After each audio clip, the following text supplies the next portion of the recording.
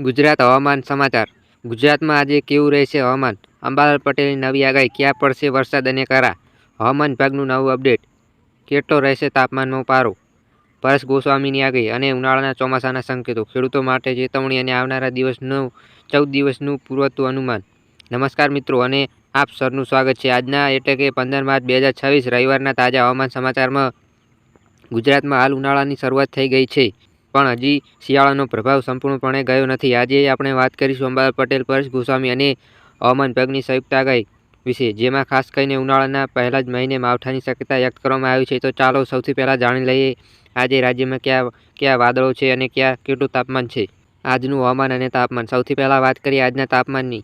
હવામાન વિભાગે પ્રમાણે આજે ગુજરાતમાં મુખ્યત્વે સાફ આકાશ જોવા મળશે. સરખેજના હવામાનમાં કેન્દ્ર પ્રમાણે આજે બપોરે તાપમાન 33 ડિગ્રી સેલ્સિયસની આસપાસ રહેવાની ધારણા છે, જ્યારે લઘુત્તમ તાપમાન 20 થી 22 ડિગ્રી વચ્ચે રહેશે. પવનની વાત કરીએ તો ઉત્તર પશ્ચિમ દિશામાંથી 3 થી 5 કિલોમીટર પ્રતિ કલાકની ઝડપે પવન ફૂંકાશે, જેના કારણે ગરમીમાં પણ થોડી રાહત મળી શકે છે. સૌરાષ્ટ્ર અને કચ્છના દરિયાકાંઠાના વિસ્તારોમાં આજે ભેજનું પ્રમાણ થોડું વધી શકે છે. હવામાન વિભાગે આજે ક્યાંક વરસાદની કોઈ આગાહી કરી નથી, પરંતુ સાવધાની એ વાતની રાખવી પડશે કે સવારે અને રાત્રિના સમયે હજી પણ હળવી ઠંડકનો અહેસાસ થઈ શકે છે, જે શિયાળાના અંતિમ તબક્કાના સંકેતો છે. અંબાલાલ પટેલ અને પરેશ ગોસ્વામીની આગાહી. હવે વાત કરીએ સૌથી મહત્વપૂર્ણ આગાહી જે આપણને મળી રહી છે હવામાન નિષ્ણાત અંબાલાલ પટેલ પાસેથી. તેમણે આજે 15 માર્ચે એક મોટું અપડેટ આપ્યું છે. તેમના જણાવ્યા પ્રમાણે હાલમાં પશ્ચિમી વિક્ષોભ એટલે કે જે વેસ્ટર્ન ડિસ્ટર્બન્સ સક્રિય થયું છે, એના કારણે ગુજરાતના હવામાનમાં ફેરફાર જોવા મળશે. આજે તો વરસાદ નહીં પડે, પણ 16 માર્ચ અને 17 માર્ચના રોજ દક્ષિણ ગુજરાત અને સૌરાષ્ટ્રના કેટલાક ભાગોમાં વાદળછાયું વાતાવરણ અને હળવો કદાચ વરસાદ પડી શકે છે.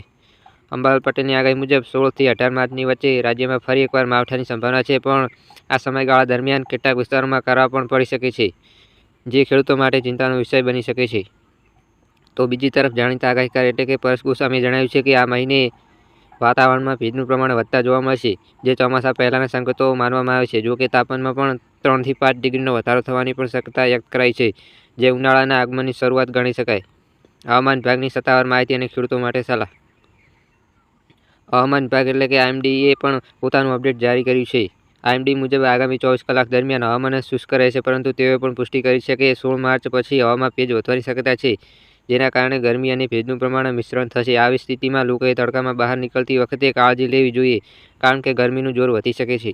ખાસ કરીને ખેડૂતો માટે આ સમાચાર મહત્વના છે કે અંબાલાલ પટેલની આગાહી મુજબ માર્ચના આ બીજા અઠવાડિયા અને ત્રીજા અઠવાડિયામાં માવઠું થવાની સંભાવનાઓને ધ્યાનમાં રાખીને ખેતરના પાકી ગયેલા ઘઉં, ચણા અને ડુંગળી જેવા પાકોને લણણી વહેલી કરી લેવા સૂચવવામાં આવે છે. કરા પડવાની શક્યતાને કારણે પાકને નુકસાન થઈ શકે છે, તેથી સાવચેતી રાખવી જરૂરી છે.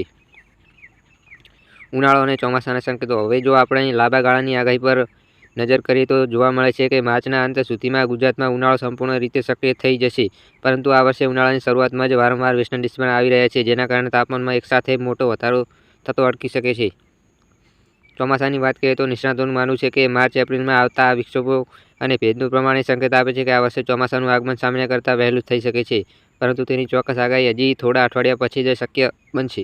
તો મિત્રો, આ હતા આજના 15/3/2026 રવિવારના સૌથી તાજા અને અપડેટેડ હવામાન સમાચાર. જો તમને આ માહિતી એટલે કે વિડીયો માહિતીપ્રદ લાગી હોય તો સચિન કુમાર વેતર ચેનલને લાઇક અને સબસ્ક્રાઇબ કરવાનું ભૂલશો નહીં, જેથી ગુજરાત અને ભારતના લેટેસ્ટ હવામાન અપડેટ તમારા સુધી પહોંચતા રહે. આવતીકાલે ફરી મળીશું નવી આગાહી સાથે.